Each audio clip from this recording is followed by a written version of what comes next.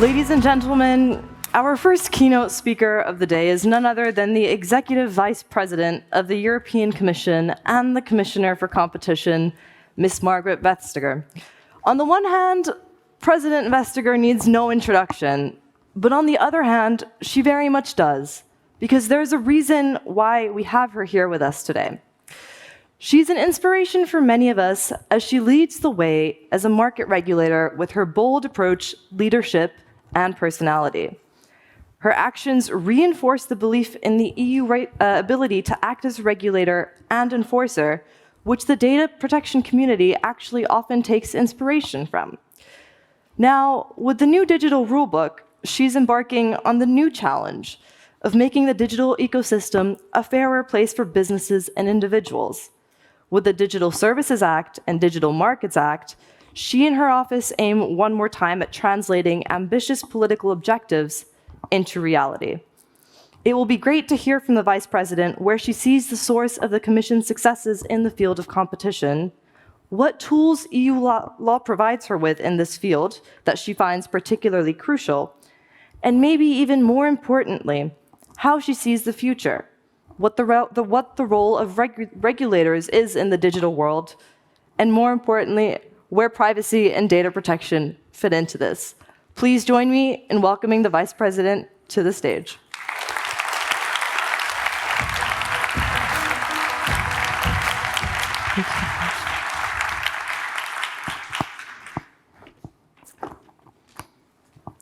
Well, thank you very much for this welcome, and what an inspiration to hear the part of the panel that just ended, because that shows the energy, but I think also it shows the dedication of the enforcers that we had here on stage. Ladies and gentlemen, and Supervisor, I'm really honored to speak here today, because we have things in common, and we have things that we will have to do, each and every one of us. But I'd like to start by applauding the work done by the European Data Protection Supervisor and of the national agencies in both EU member states, but also across the world. Their job is to protect the data and the privacy of citizens. The author, Catherine Neville, she put it best when she said, privacy, like eating and breathing, is one of life's basic requirements. And in this light, the European Union has something to be very proud of. A decade ago, the European Union put in place a foundation stone for modern privacy legislation. Our Digital Citizens' Right, the GDPR, not only shifted the debates on data protection and privacy within Europe, but it also changed minds and laws across the globe. When it comes to data protection, Europe's shown its willingness and ability to take a lead on the global debate, setting a course for others to take inspiration from and eventually follow. Data is a very important part of competition in digital markets. It's a very important part in our work as regulators. We need to address common issues such as the interplay between data protection and competition. Privacy and competition sometimes go together, and sometimes they don't. And this requires a dialogue between regulators. And this is one of the reasons why I'm so happy to be here today. And it's especially true when the new Digital Markets Act is close to becoming law in Europe. The DMA is a big step towards protecting further the digital interest of consumers and ensuring a level playing field for business users of gatekeeper platforms. Its architecture is based on central enforcement at EU level. And I think that makes a lot of sense, because it targets a limited number of companies active across the European Union with similar business practices.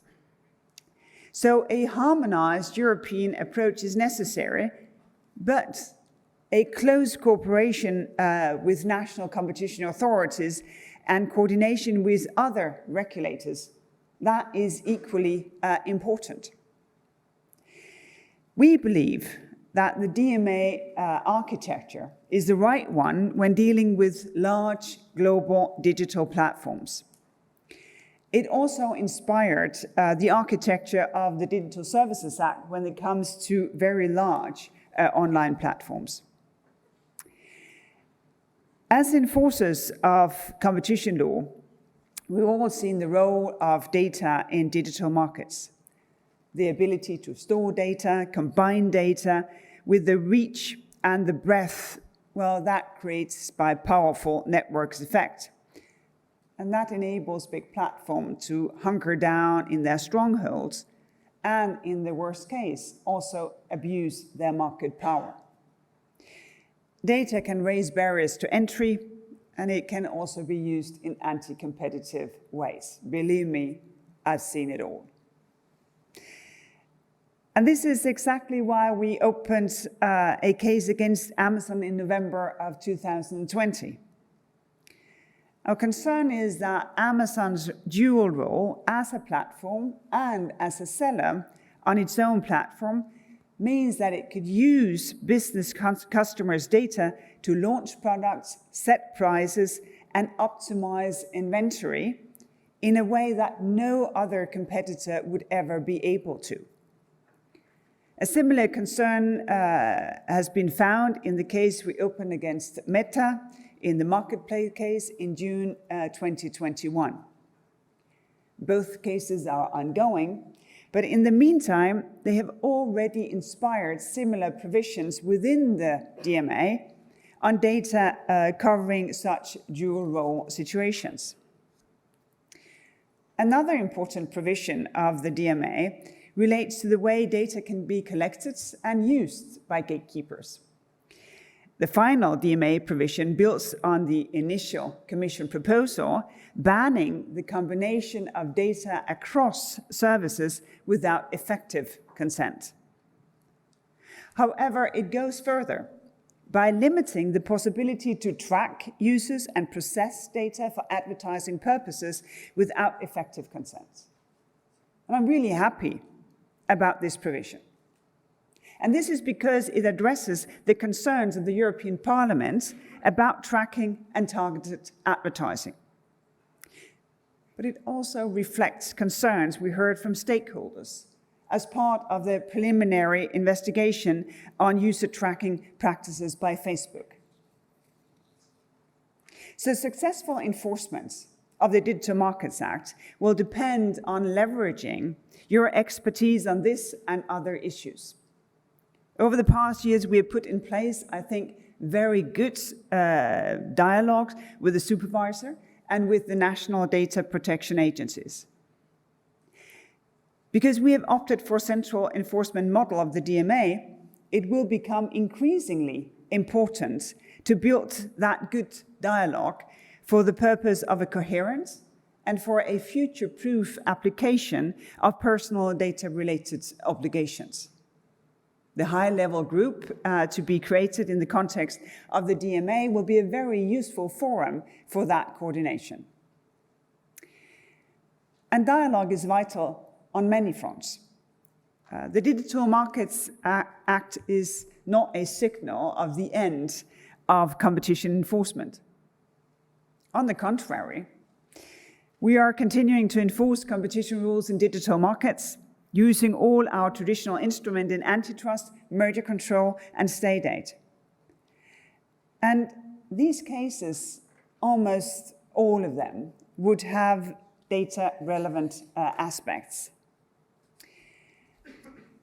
At least for me, an interesting example is the Google AdTech case, where we assess Google's policies and whether information and user behavior is treated in a way that gives an advantage to Google's own advertising intermediation services. More specifically, we are looking into the privacy sandbox, the phase-outs by Google Chrome of third-party cookies that track users. The question here is who will have access to data, to what data, and could these new practices distort competition in the ad tech sector by favoring Google when it comes to the access to data? And this is why it's important to maintain our dialogue with data protection agencies when data plays such an important part of the competition assessment. We have done it in the past. It becomes increasingly important. One example from merger control would be the Google Fitbit case, which we cleared with conditions, including a data silo separating the data collected from Fitbit users from any other Google data used for advertising. We took into consideration the views of the EDPS and the relevant data protection agencies when working on the remedies to solve this case. And I can tell you already that these will definitely not be the last cases that we look at in which data use is pivotal. Because when it comes to digital markets, the wider link between competition and privacy will always be there. After all, the more concentrated markets become, the more consumer data is being held in hands of fewer and fewer businesses, the higher the risk for privacy. In this sense, competition policy is often on the side of protecting privacy rights by making sure that there are many players in the marketplace and not just the monopolist or the near-to monopolist. At the same time, effective enforcement of citizens' privacy choices will also create more opportunities for competitors in the marketplace to differentiate, to show that they are different, that they have something else to offer. However, we need to be vigilant when practices leading to greater privacy may lead also to greater concentration of the power over data. Finally, the dialogue and cooperation on data protection extends well beyond competition policy. It must cover the full range of digital policies that we are designing as we speak. The Digital Services Act take more important steps in protecting users' rights. And these include banning the use of sensitive personal data to targeted ads, granting users the right to opt out of content recommendations based on profiling. Another notable policy is the Data Act, which will establish harmonized rules for access to data generated by connected devices. And this is an important step for us to take. Not only does it safeguard European innovation and competitiveness, but it also anticipates exactly the kind of data issues the digital transition will inevitably bring about. Next step is for the Data Governance Act to be a real thing, to facilitate data sharing by bringing about neutral data intermediaries. And this will allow small and medium-sized businesses to access the data they need to innovate, will enable the reuse of data for some time also public sector data. We've taken very careful notes of the recent joint opinion of the Supervisor and the Data Protection Board, in particular on the principle that data must be processed according to European values, and on the ensuring seamless compatibility between the Data Act, the Data Governance Act, and the GDPR. And this is entirely aligned with our ambition and with our thinking. The point of this architecture is not to circumvent privacy concern is the exact opposite. By putting in place a transparent and harmonized system for EU citizens, we are creating a safe, a democratic framework, one that provides for all our citizens with an equal level of protection. And by maintaining our dialogue and cooperation with data supervising authorities, we can ensure the highest standard of care that they are adhered to. What is important is that the right principles are put in place and that good processes are set up to enforce those principles. And this is why the role of the data protection supervisory authorities is so important, as enforcers in those aspects for which personal privacy concerns are at stake. And it's vital for the data regulatory architecture. But more to the point, it is vital for the entire digital transition. After all, the digital transition will only be a success if we succeed in building trust. Trust that you as a citizen are empowered. Trust that you as a citizen, that you are the one controlling technology. All of us must feel that we, our families, our communities, are benefiting from new technologies, from new products, and that our privacy, this basic requirement of life, is being fully protected. 8 years ago, the supervisor at the time, Peter Hustings, issued an opinion on the interaction between competition, data protection, and consumer protection. And this opinion is worth rereading today, because so much of what he talked about is still relevant.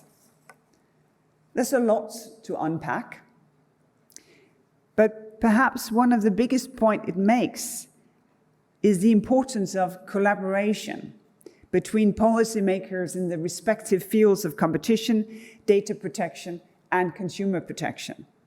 At the time, that was something that Supervisor Hustings felt was missing.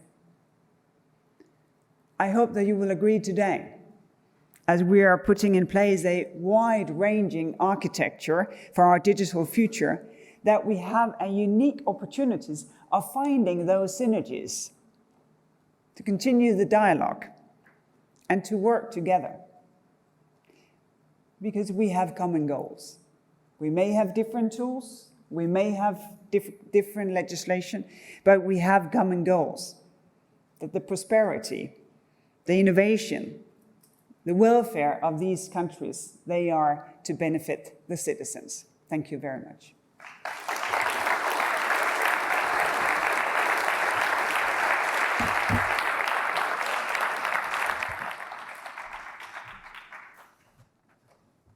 Thank you so much, Ms. Vice President. I'm sure your words will stay with us over the next 2 days. Ladies and gentlemen, can we get one more round of applause, please? Thank you so much.